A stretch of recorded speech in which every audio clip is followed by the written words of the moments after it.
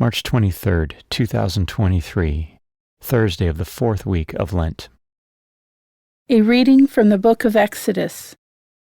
The Lord said to Moses, "Go down at once to your people, whom you brought out of the land of Egypt, for they have become depraved.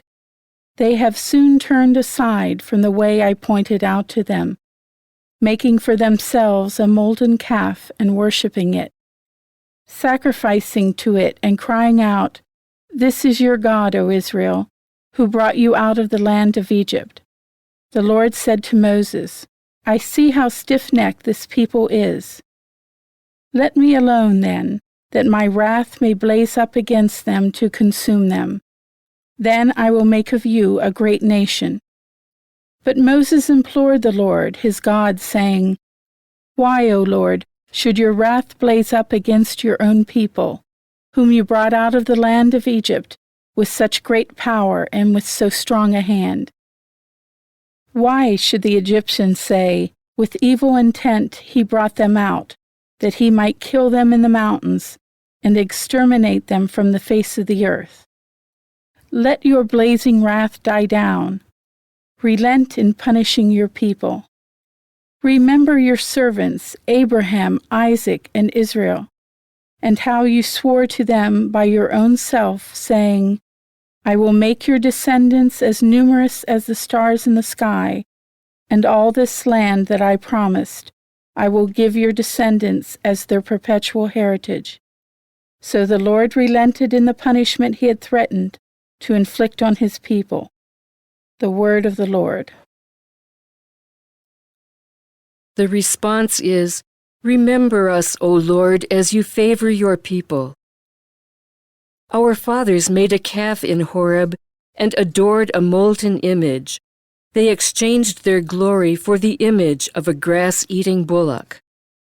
Remember us, O Lord, as you favor your people. They forgot the God who had saved them, who had done great deeds in Egypt, wondrous deeds in the land of Ham, terrible things at the Red Sea. Remember us, O Lord, as you favor your people. Then he spoke of exterminating them, but Moses, his chosen one, withstood him in the breach to turn back his destructive wrath.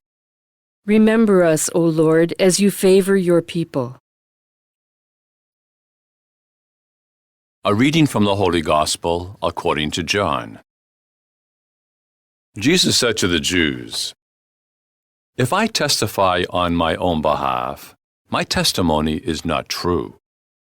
But there is another who testifies on my behalf, and I know that the testimony he gives on my behalf is true. You sent emissaries to John, and he testified to the truth. I do not accept human testimony, but I say this so that you may be saved. He was a burning and shining lamp, and for a while you were content to rejoice in his light. But I have testimony greater than John's. The works that the Father gave me to accomplish, these works that I perform testify on my behalf, that the Father has sent me. Moreover, the Father who sent me has testified on my behalf. But you have never heard his voice, nor seen his form, and you do not have his word remaining in you, because you do not believe in the one whom he has sent. You search the Scriptures, because you think you have eternal life through them. Even they testify on my behalf. But you do not want to come to me to have life. I do not accept human praise. Moreover, I know that you do not have the love of God in you. I came in the name of my Father, but you do not accept me. Yet, if another comes in his own name, you will accept him. How can you believe when you accept praise from one another, and do not seek the praise that comes from the only God? Do not think that I will accuse you before the Father. The one who will accuse you is Moses, in whom you have placed your hope. For if you had believed Moses, you would have believed me, because he wrote about me. But if you do not believe his writings, how will you believe my words? The Gospel of the Lord.